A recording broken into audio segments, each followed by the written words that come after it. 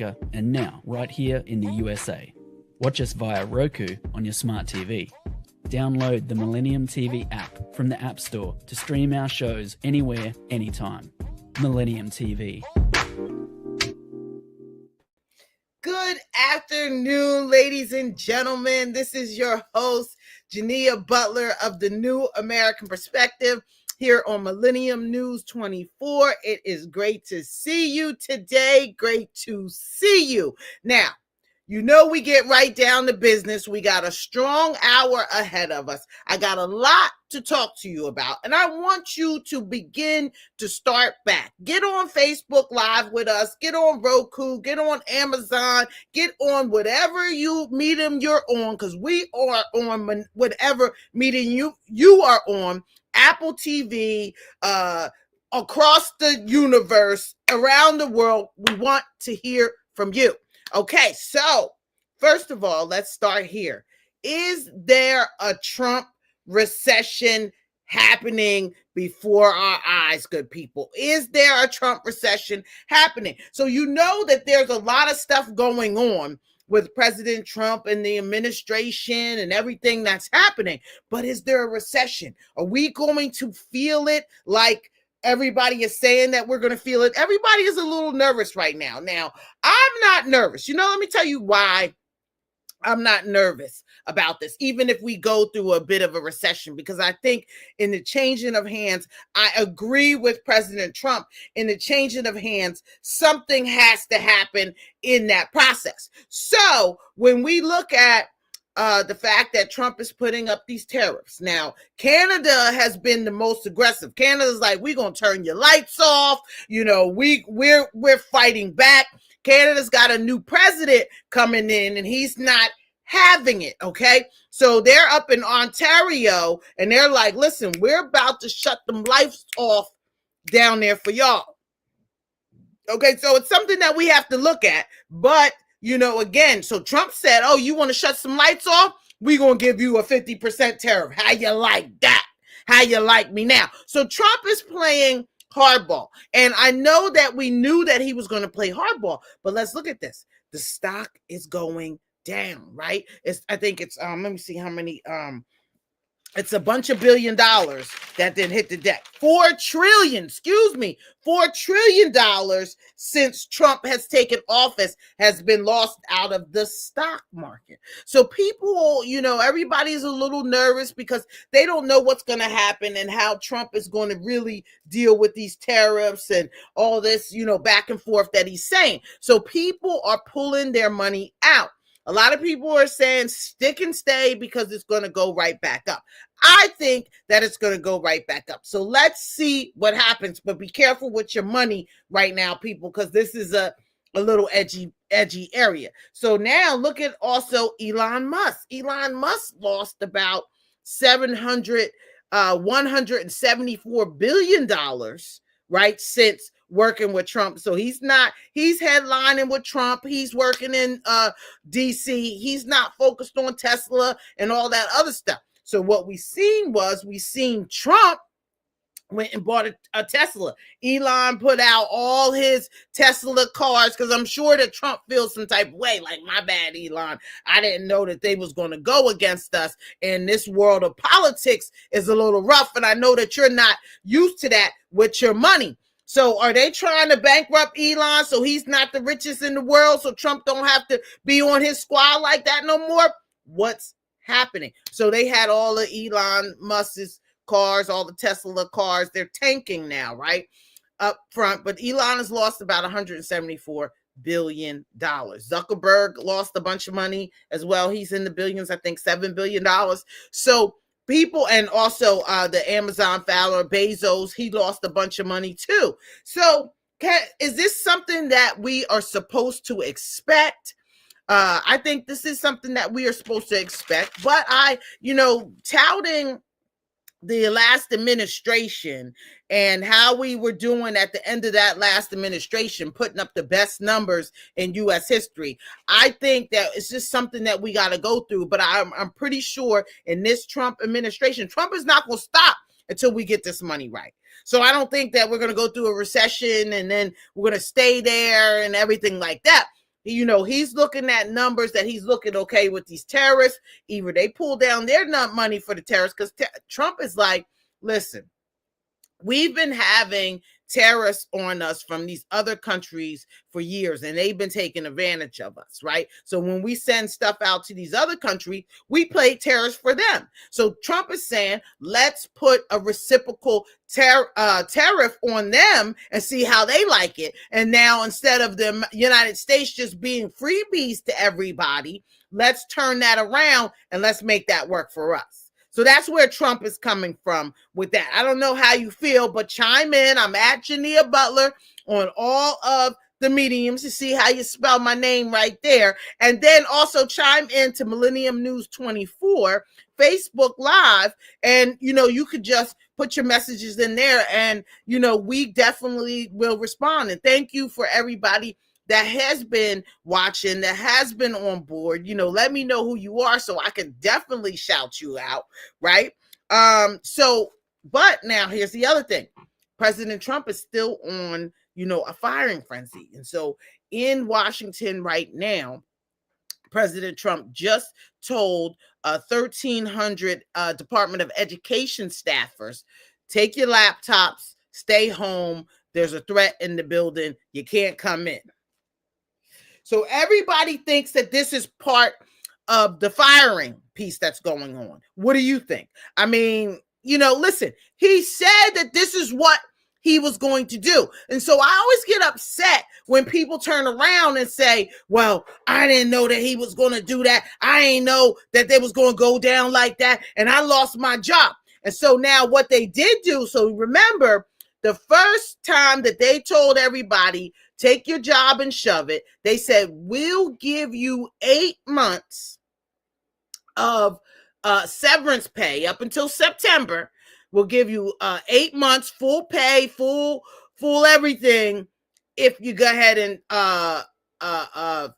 quit your job now, right? If you go ahead and take this buyout that we're giving you, they said, we'll give you 8 months on the books with your severance, with all of your stuff, right? Okay, great. So a couple people took that, but it wasn't the number that they wanted of people to do it. I think they wanted like 2 million people to do it. It's a bunch of people that working in DC, and they think that it's too much, and they're trying to crunch numbers and save us money so they can return that money to the American people. So we personally are looking at these people and say, oh my God, their jobs.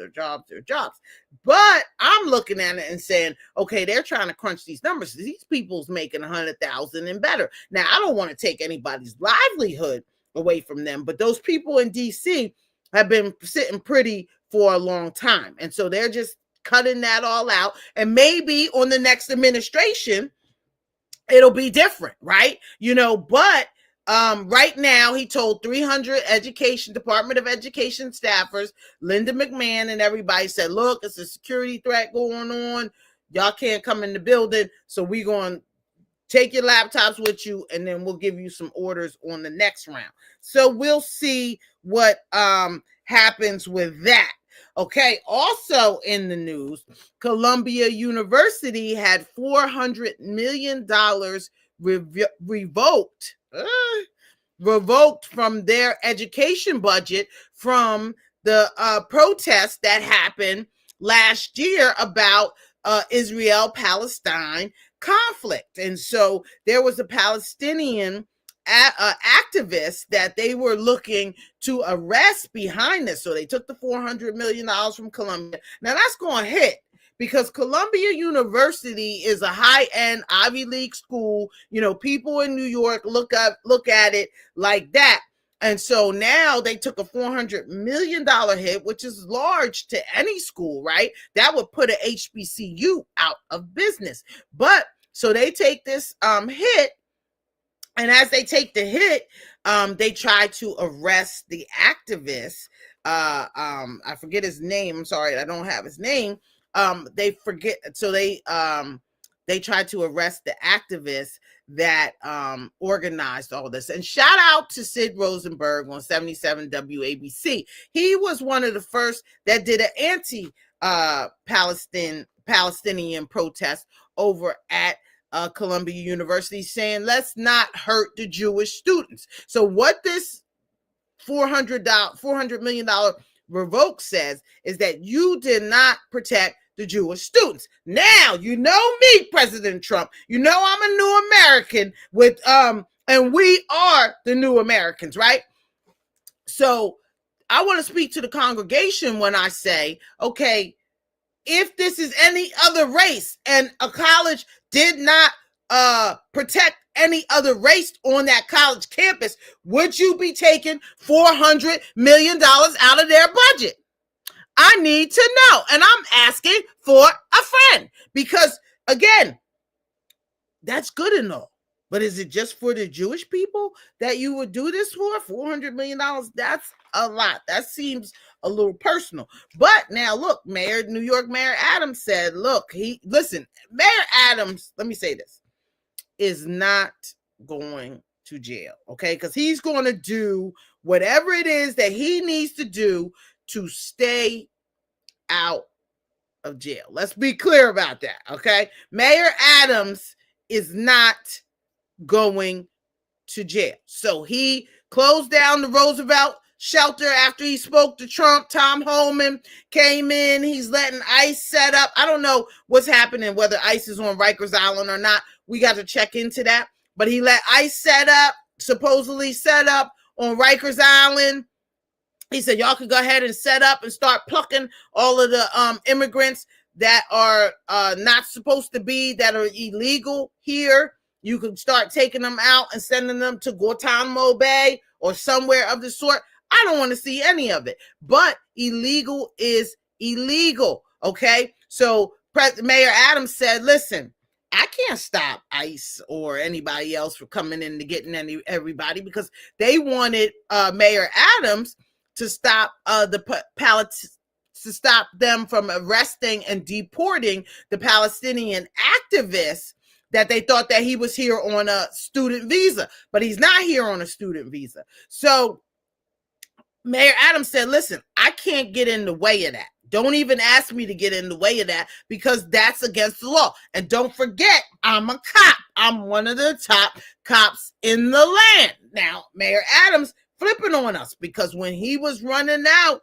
in the middle of the streets at nights and hanging out, you didn't look like a top cop. You was out there talking about, I have a glass of Hennessy and whoop-de-whoop and whoop-de-whoop. He's not doing any of that anymore. Hasn't anybody seen Mayor Adams out at night having a drink? I think he's in the church at this point, praying for his blessings to come. So we've got a lot of stuff going on. We've got the tariffs. We've got Columbia University. We've got what else do we have here? We got the education staffers being fired, and people are alarmed and worried about this, President Trump. So I feel like these people, there's enough jobs in our network that you could go out and get a new job. Now, nobody wants to leave their job now. And I think let's also look at the folks that have been there, 20 years, and they got 4 more years to retire, and then you fire them. Leave those people on the job, because they did their job and they deserve to get their retirement as they plan for it. They don't deserve for you to come in and say, oh no, we want to fire you because we want to save money. No, I say, if you're going to take people out, take out the newcomers and take out people like that. But the people that are on their way to retirement, that is horrible, President Trump, unless you're going to give them an early retirement as if they were supposed to retire when they originally came in, right? So if they were going to do 20 years and then they came in and then they did 18 and then you want to fire them, give them their 20 years. Let's be reasonable, right? Let's be reasonable about what we're talking about, what we're going. So we knew that, working with President Trump, it was going to be some stuff. And so we've got Tesla, Elon losing all his money. How long is that relationship going to go on? We know President Trump actually chastised Elon last week when Mark Rubio told him, sit down and shut up. And Trump said, well, Elon, what we're going to do is we're going to allow the staffers to direct their house. So when we come back, we're going to talk more New American News. I'm talking to the congregation here. It's great to see you today. We're here on Millennium News 24, and I'll be right back.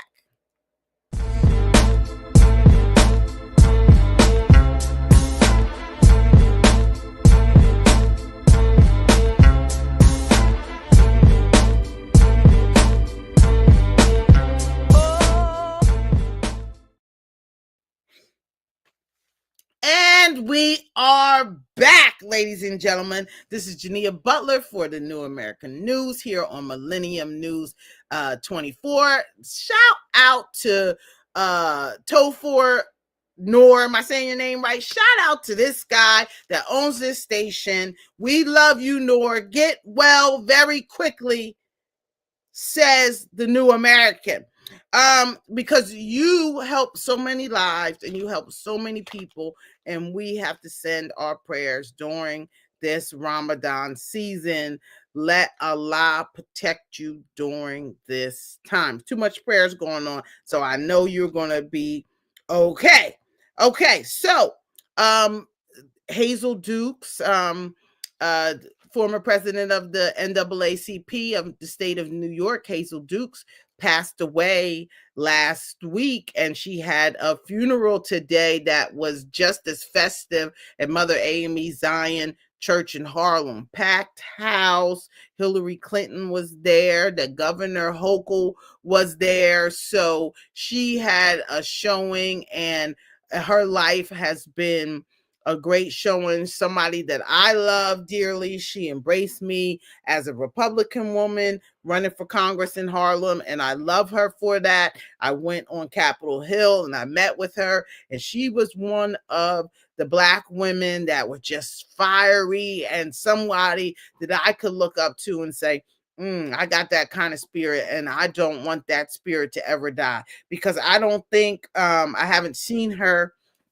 in this last year, but I don't think that she lost her spunk by the time that God took her and gave her wings. So Hazel Dukes, to a great life well lived of service. And thank you for all that you've done for the culture, the Black culture, and the culture of America. And you are American history, young lady. And till we meet again. Also, Roberta Flack passed away last week, and also in the Harlem community, they had a festive event, I believe on Monday evening for Roberta Flack. Lauryn Hill and Wyclef Jean came in there and rocked the house. They had a concert. If you don't know, Roberta Flack sang "Killing Me Softly with His Words, killing me softly with his song, killing me softly with his no. And so Lauryn Hill and Wyclef, they done came in there and remixed it at the funeral. So I seen many beautiful peoples, Elias Shabazz, Santita Jackson, Reverend Jackson's daughter, Al Sharpton did the eulogy. Another festive event at Obsidian Baptist Church. So these ladies in Women's History Month had Harlem rocking this year, and shout out to them and their lives, Roberta Flack, Hazel Dukes, and also we lost Angie Stone tragically in a car accident on her way to the CIAA. A tractor trailer hit her vehicle, a van, and it flipped over. It was 9 people in the vehicle. Horribly, Angie Stone was the only one that passed away, and we love you, Angie, and love all the work that you've done. She wanted to be remembered as one of the pioneers of hip-hop because her hip-hop song, I'm gonna phone you right on up, gonna phone you right on up, I'm gonna phone you Right on up. I'm going to funk you right on up. Was an original song, and they were the first, I believe, to go gold as a hip hop unit, as a group.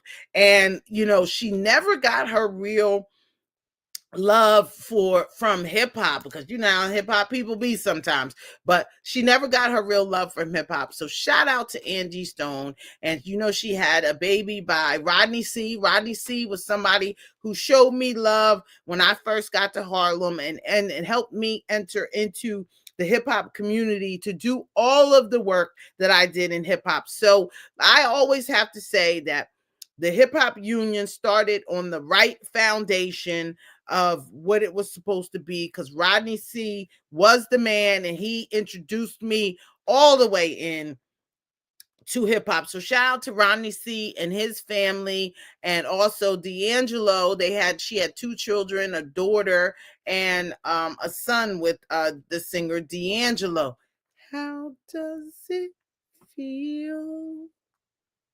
He was moving all slow and getting butt naked. And that was an Angie Stone creation. I don't know. But I have to give her that credit, because when we look back and say, oh, that was Angie showing all the women what she was working with at the time. Look good, Angie. So rest in peace to Angie Stone, the great legendary Angie Stone. And she was having a problem with our money as well, so she was in there. She was actually fighting Universal Records about her money. And see, this is all the things that we've got to talk about in the music industry, that a lot of these artists that did all of these works, they're not getting their residuals, and they're not getting the things that were due to them over a period of time. So now Angie Stone, rest in peace, she died fighting for her royalties and fighting for the money and publishing that was owed to her. So I hope Universal does something great for her and her family, and gives her family the residuals that she was looking for, so we know that it wasn't in vain. Okay.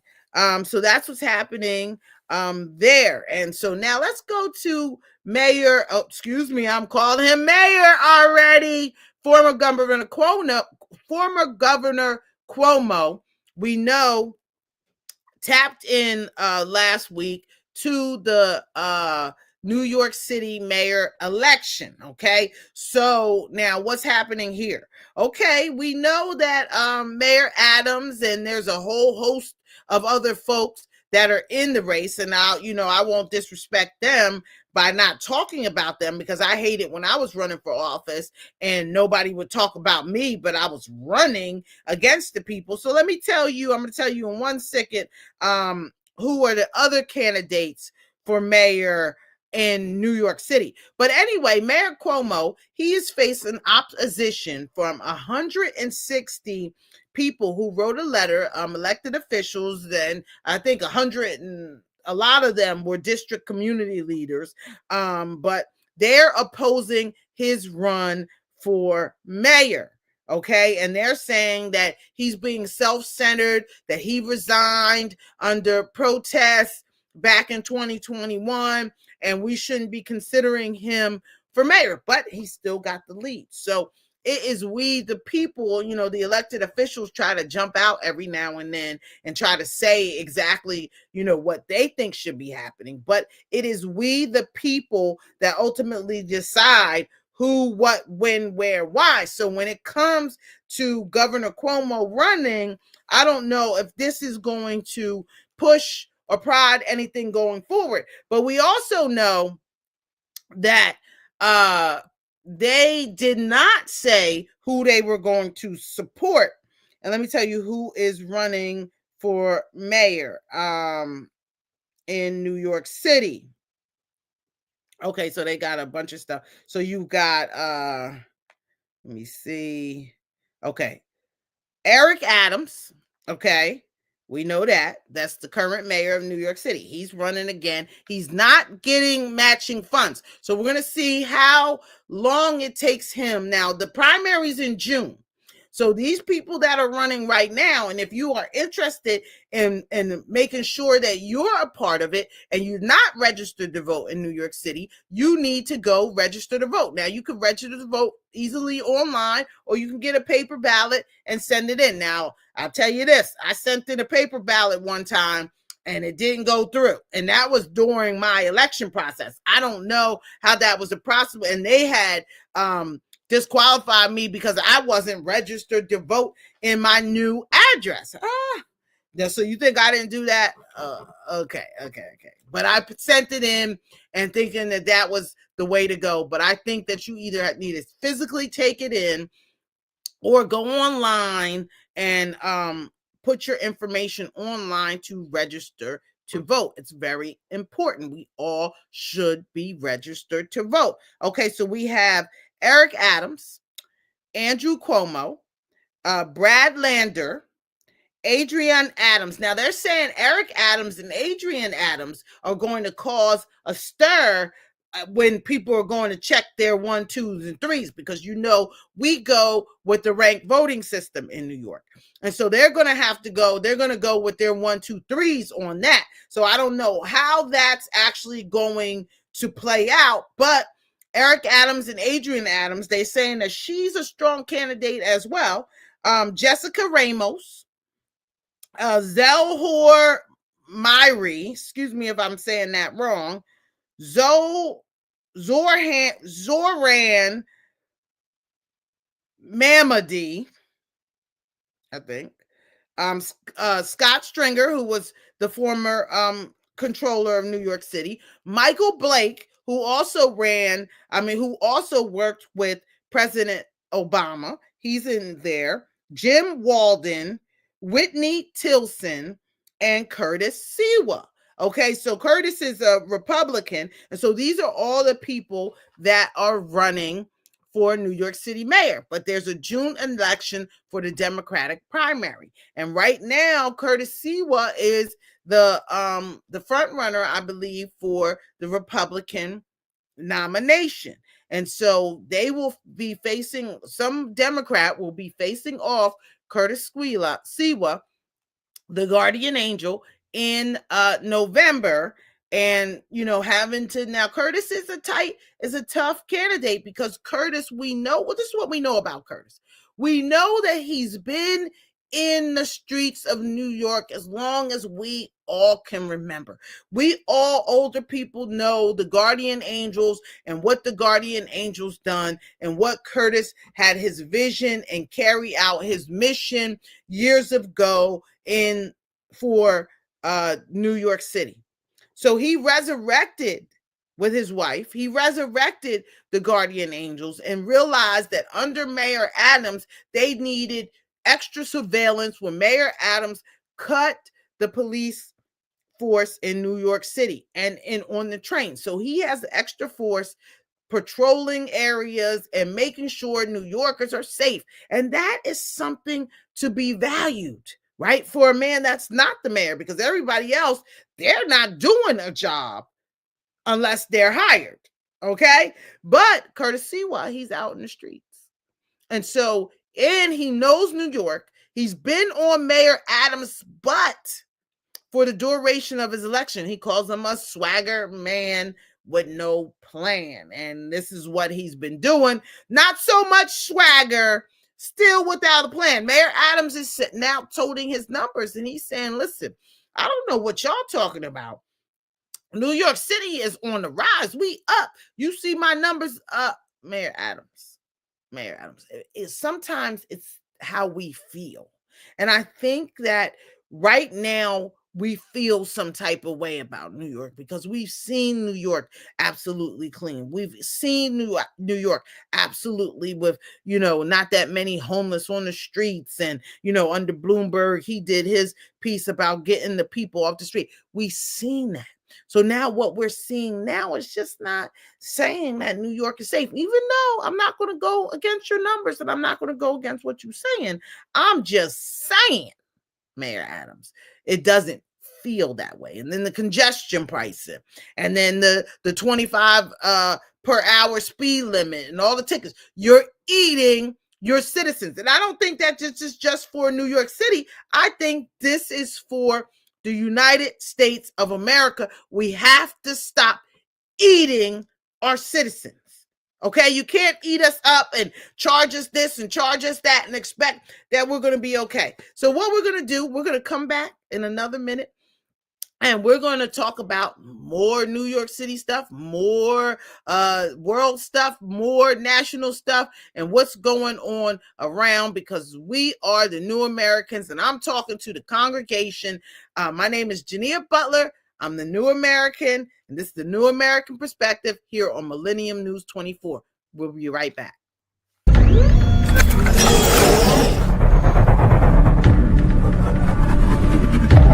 Welcome to Millennium News 24, your trusted source for accurate, unbiased news. We're here to bring you the stories that matter most from America and around the world, with integrity and a commitment to truth. In today's world, where misinformation can easily spread, having access to reliable news is more important than ever. At Millennium News 24, we aim to cut through the noise by delivering clear, fact-based reporting.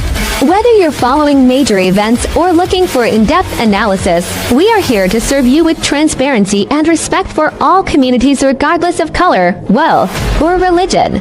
This beautiful America was built by the resilience of its people, immigrants, entrepreneurs, doctors, and everyday individuals working together to create something great. It's this spirit that inspires us to provide you with news that's inclusive, honest, and relevant. We believe that informed citizens are the foundation of a strong society, and we strive to give you the knowledge you need to make a difference. From breaking news to insightful features, we bring you comprehensive coverage on politics, economics, health, culture, and much more. We believe that everyone deserves access to the truth, and we are proud to be a part of a global network that connects people through information. Stay informed by following us on your devices, including iOS, Android, Roku, Amazon, Apple TV, and Smart TVS. And for global access, we're also available on Horizon Satellite. Visit us at www.millenniumtv24.com or www.millenniumnews24.com to stay updated at Millennium News 24. Our mission is to promote unity, understanding, and progress in a rapidly changing world. Join us as we work to inspire positive action through the power of truth. Thank you for watching. Follow us, subscribe, and stay informed.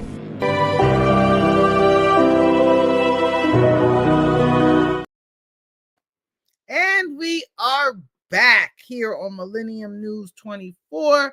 I'm your host, Jineea Butler, and this is the New American Perspective, where we get and we think about everything that's going on around us from a different perspective, and we're open to it, right? Because I know that, the way I think and the way I see things, everybody thinks that I'm a conspiracy theorist. I might be just a little bit, but for good reason.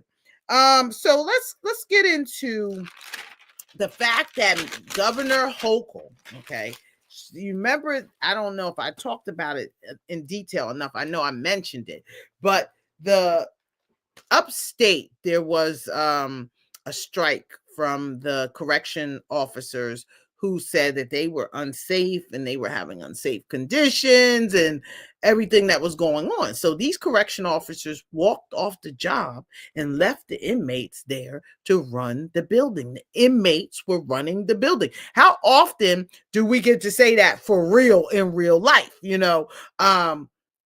So the inmates were running the building. Governor Hochul said, this is illegal. You cannot allow these people to take over the jail. And, that is a little dangerous going on right now.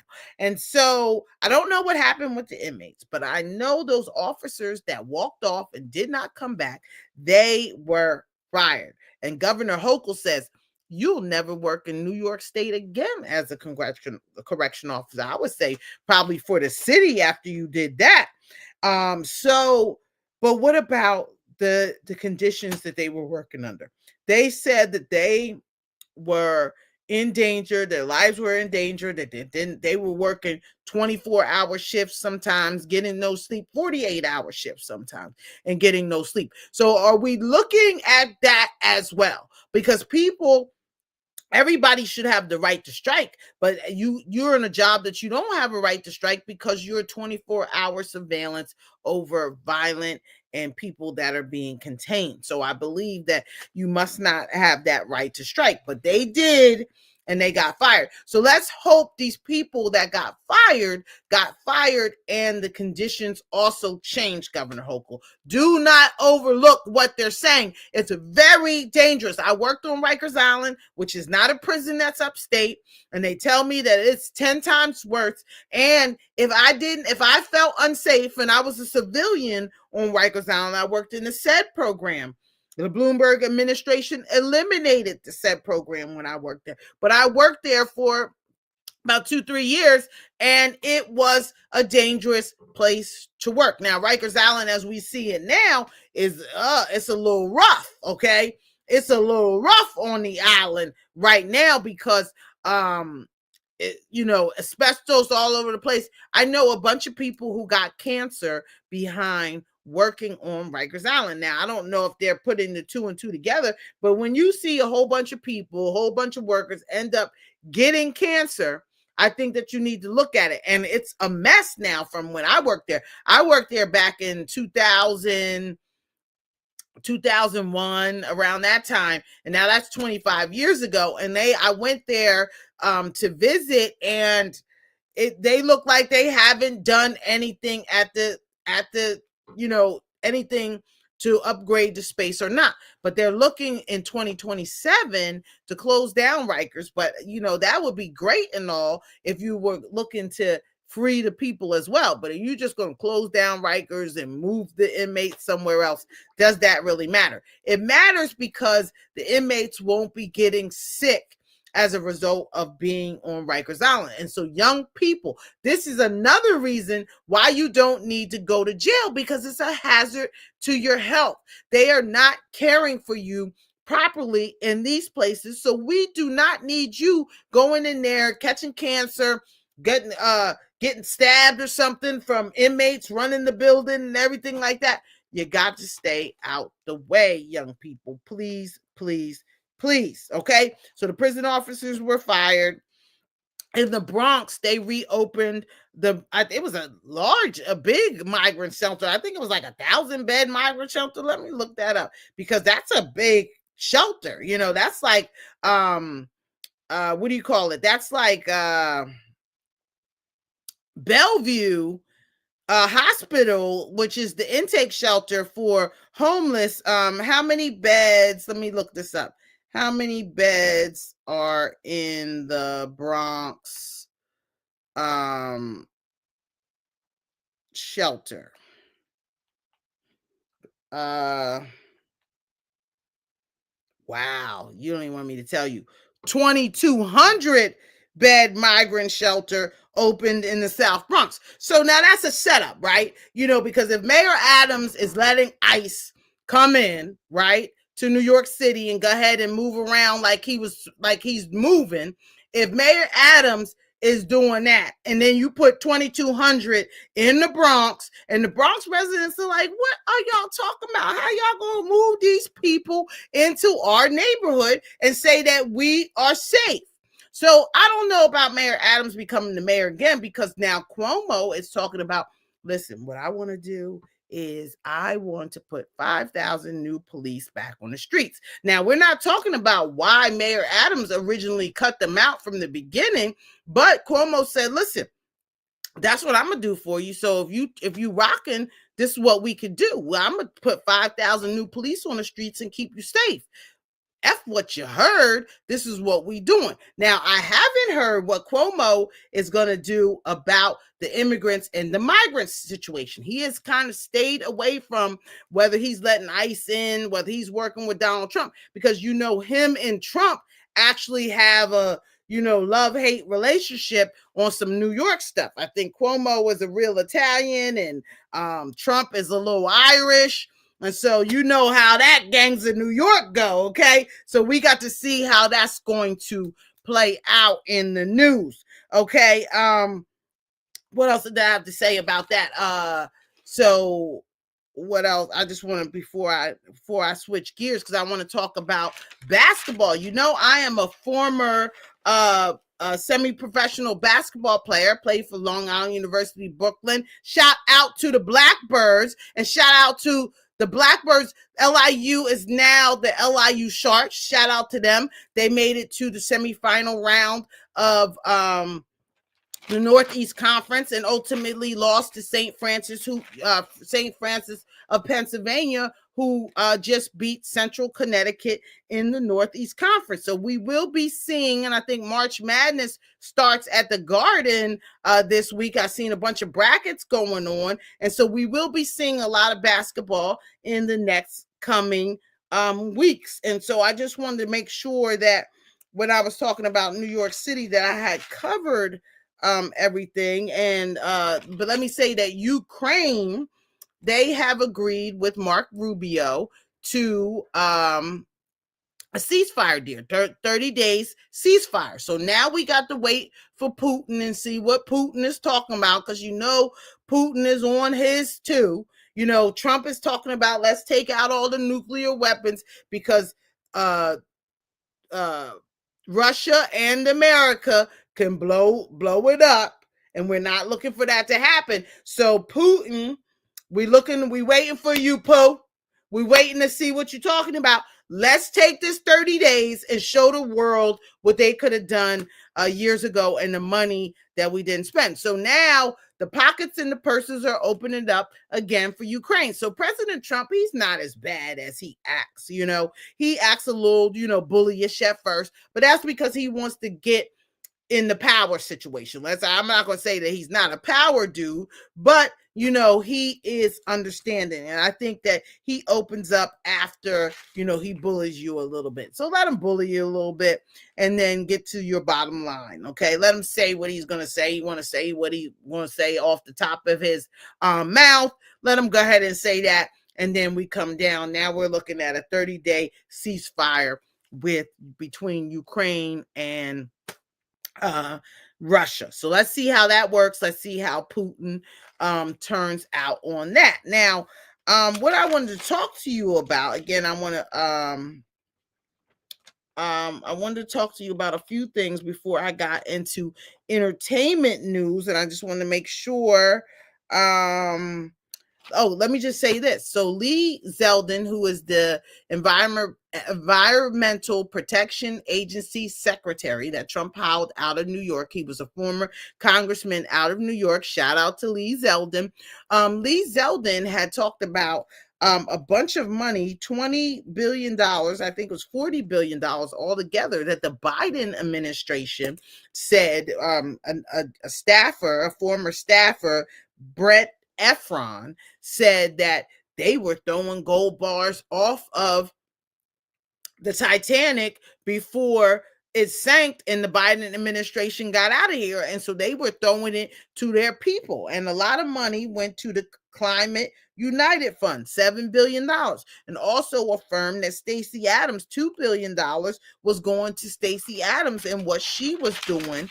Remember, Stacey Abrams ran for governor of Georgia, and she did all of that voting stuff and tried to win governor of Georgia. She was unsuccessful twice, but she did very well, and she did a lot of that work. And so, what is we talking about, Stacey? So now Lee Zeldin said that he's following the books. This is taxpayer money that we're talking about. And, these Republicans are conservative. This is what a Republican talks about when they say that they're conservative. It's like, look, we trying to save money. We're not just trying to frivolously spend money wherever you want to throw money. And so he asked that the banks return the money that the Biden administration sent to their buddies. So let's see how that's going to work. Let's see how Lee is going to do. If you remember, Lee was big with Trump on the last go round, and he was out, he was out with Trump and he was pushing. And, Trump, he definitely he definitely honored all the people that stomped with him, gave them jobs. Even Byron Donalds, he gave him his green thumb of approval to run Florida. So Byron Donalds, the black congressman out of Florida, is now running for Florida governor. DeSantis, I thought before, wow, is he running against DeSantis? But DeSantis is term limited, and DeSantis's wife is running for governor in his place. So DeSantis don't want to go nowhere. He said, just put my wife in. DeSantis did a good job for Florida. And so now we're going to see how Byron Donalds, it looks like he has a straight ride to the basket. He is up in the polls there in Florida. So only something magical that comes and happens that stops him may stop him. But now, we're going to go to a break here on the New American Perspective on Millennium News 24. I'm your host, Jineea Butler, and we'll be right back with some entertainment news. Hello viewers, you are watching Millennium News 24.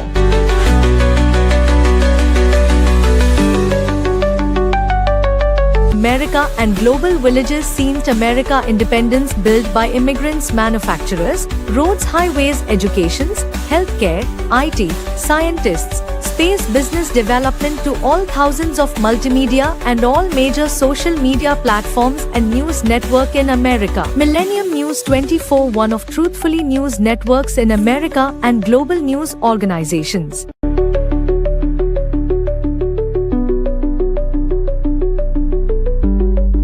Please watch, follow and subscribe. We are in iOS and Android devices, Roku, Amazon, Apple devices, all smart TV, globally Horizon satellite, social media Millennium News 24, Millennium TV 24.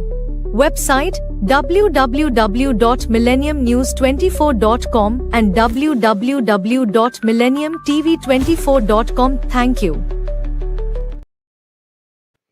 And we are back for our last segment of the New American News. My name is Jineea Butler, and I'm your host here on Millennium News 24. And it was great to be with you today. And let's talk about our last news. Shout out to AB Butler, my co-host on the G Check. He is okay. He had brain surgery last week. He is up, walking and talking. I spoke to him physically yesterday. He's walking, talking, remembering, back to his old self. So shout out to AB Butler. That's a courageous young man in my bloodline. Shout out to the Butler gang, my guy. Okay, so Steph Curry, you know Steph Curry, he's on the San Francisco, what was it, Warriors, it was Oakland Warriors before, right? And so the Golden State Warriors, I think they changed it to San Francisco now because they went across the bridge from Oakland to San Francisco and all of that kind of stuff. So Stephen Curry, one of the greatest three-point shooters, and they're saying arguably one of the best players in NBA history, is a new investor in the Unrivaled Basketball League in its first season. Okay, so this Unrivaled Basketball League, it little mimics, let me say it out loud, Ice Cube, it mimics obviously Ice Cube's Big Three, which he's been working on for years. Ice Cube changed the basketball game when he broke into this. Ice Cube, a hip-hop rapper from the group NWA, movies, has done great entrepreneur, great things. But this basketball league of bringing great players back to life with having a half on half 3-on-3 game, half court 3-on-3 game has been magnificent. And so now Unrivaled, they have it looks like it's a smaller court. They're playing 3-on-3 full court basketball as well. And so some of the WNBA players, it was founded by the WNBA stars Breanna Stewart and Naphasia Collier. Okay, and so the WNBA hasn't said much about this. They were fighting big with Ice Cube during the time, but they haven't said much about this at all. So we've got Stephen Curry. He's a new investor, right? But let me tell you I thought it was interesting. Let me tell you about some of the other investors in Unrivaled. And I think that this is just opening up more things. And then we go back to Kobe and what Kobe was trying to do in his lifetime, right? We said that, some people thought that he was blown up in the helicopter because he was trying to go outside the NBA and he didn't want to be an NBA owner. Right, in the NBA, he wanted to open up his other league and take it European. And so now these players are doing it. And so now these players are following suit. Let's look at some of the people that are in Unrivaled. You got Carmelo Anthony. First of all, they raised $35 million. They had an initial offering of $7 million, and then they ended up raising $35 million for the league this year. And it's not that many players in it. So I think that's pretty good because I think that they're, divvying that up between the players. So now players like Angel Reese, we'll talk about her in a second, is talking that hot stuff about the WNBA, talking about if we don't get paid, then we not playing. Okay. And so let me tell you about the players. So you got Carmelo Anthony. His son is going off to Syracuse this year. Congratulations to Keon Anthony and Lala Anthony for following in his father's footsteps. Great young man, great young boy that is going to be great in the NBA soon. Stay healthy. I think he hurt himself in this last run in his senior year, but he already committed to Syracuse. Him and his father got on the same jerseys. Very cute, right? You got Giannis. I can't say his last name. It's very hard. You got the tennis star Coco Gauff. She's also invested in Unrivaled. You got Michael Phelps, the Olympian, the swimmer. Michael Phelps. You have Ashton Kutcher and Mila Kunis, his wife, right? You have Dawn Stanley, the great Dawn Stanley out of Philadelphia, the greatest college coach of all times at this point, the highest paid college coach, let's say that too. And all her players are going to the league from getting off of her bench or off of her of under her coaching abilities. They taking them Dawn Stanley girls out of South Carolina now. And then you have Gino Ariamo out of Connecticut, who also, very interesting, is a supporter of the Unrivaled League. So again, Angel Reese, she's out here talking about on her podcast, listen, I don't get paid enough money to live off a WNBA salary. So they're going to have to come up, or some of us are going to sit out. But here's the problem with that, Angel. And this is the problem that we all have to take a real look at. The WNBA has not been profitable since they started. Now, they started back when 1996, when I was still in college, and I went out for the WNBA, made the reserve team of the WNBA. But I looked at it and I said, listen, they were offering us $5,000 for the summer. And it's always been a young amount, right? I think the highest players at that point, Cheryl Smoops and Tina, don't get me wrong, no disrespect to the girls of the league, but let's say Cheryl Swoops and Teresa Witherspoon and all those top women who were coming back from overseas might have been receiving $50,000, and then it went up to $100,000. So the cap is like, Angel Reese is getting $75,000 a year. That's a regular job, to play WNBA basketball. But let's look at all the other perks. So with all of the advertisements and things of that nature, they get a pretty penny. But now here's the problem, the NIL. So now people like Angel Reese are coming out of college and they're saying, listen, I just was making $3 million a year for the last 4 years.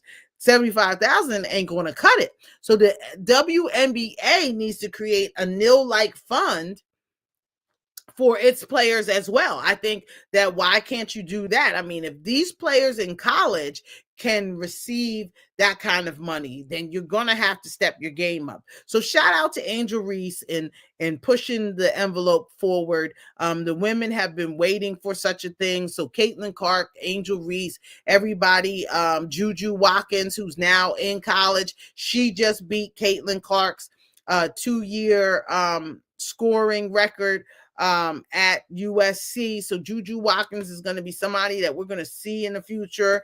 And shout out to them because they're raising the bar. And I'm definitely a pioneer of women's basketball on the professional level, fought for it, played for it, tried out, did all the things that I needed to do. But I've ultimately felt that business was where I wanted to go. That's where I focused my attention during my college career. So if the money wasn't right, I didn't want to, I wasn't going to be old enough now. Look, I'm almost 50 now, and the players are just now talking about getting some real money behind it. So I wouldn't be playing now. So, I said, I'm going to let the girls, I'm a champion. I did all my stuff. And, now the WNBA is looking real fancy. Women are looking, fly as ever, whatever whoever you choose to love, women is fly. And that's what we're looking at. Okay. And so we said the WNBA has not made a profit. So what do you think about that? Should the people be raising the prices in the stands, raising the price for all the stuff when you come to the games, or should they just be making sure that kids have a place to come see women play basketball? The NBA is picking up the tab, so I don't see why that's a problem, at this point. And the women are starting to be looked at as high.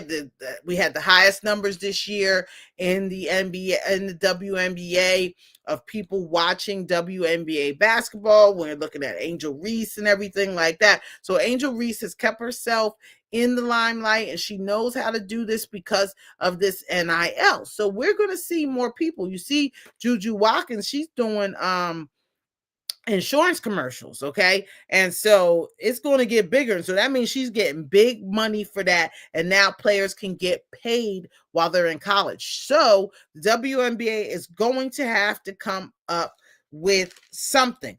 Now, the other news, Serena Williams, she just now became an part owner of the WNBA expansion team going to Canada. So Serena, congratulations to you, and thank you for supporting women's basketball and women's sports. Shout out to women in Women's History Month. March is Women's History Month. If you didn't know, we've been talking about a lot of women's stuff. But let's go in our last final minutes and talk about my guy, Stephen A. Smith. Now, I told you last week what Stephen A. was up to. Didn't I tell you that you better tell people where you're getting your news? Okay, because I know that y'all are chiming in. We see the numbers. We see what's going on. So I know that y'all are chiming in. And so last week I talked about Stephen A. making a bait and switch and now going from sports casting to political. And so he sees the lane to the basket. I'm not mad at you, Stephen A. Leave a couple crumbs on the table for the rest of us. So Stephen A., I told you last week that his friends in the NBA is not so strong. And I know Stephen A. is chiming in on your girl right here because he's taking notes, okay? So Stephen A. last week got confronted by LeBron James, of all people. So LeBron James, he's hailing about 6'8". Stephen A. about I say that he's about 6 foot. I'm going to give him 6 foot. So LeBron James standing over top of him and say, yo, leave my son alone. That's my son. Leave my effing son alone. He didn't do the hands and all that, but he stood over top of him and let the world know, don't mess with my son. And I think LeBron, he was more upset about what was going on with his son than what was going on with Stephen A. Because everybody is talking about his son not being in not being good for the NBA. But like I said, Stephen A ran up on him. And lastly, a young lady bust another little girl upside the head with a baton while she was in high school. So she bust this little girl upside the head with this baton while they were running track, and the girl has a skull fracture and she's all bleeding in the head and everything like that. And the young lady said, listen, I really didn't do it. It really wasn't me. But if you look at it, what I think is the girl had a slight moment of insanity, and she went in, and she was tripping a little bit, and the girl was running next to her and bust her upside their head, and then just kept it moving. If you ask me, I mean, look at the video yourself. It's all over social media, so you check out the video.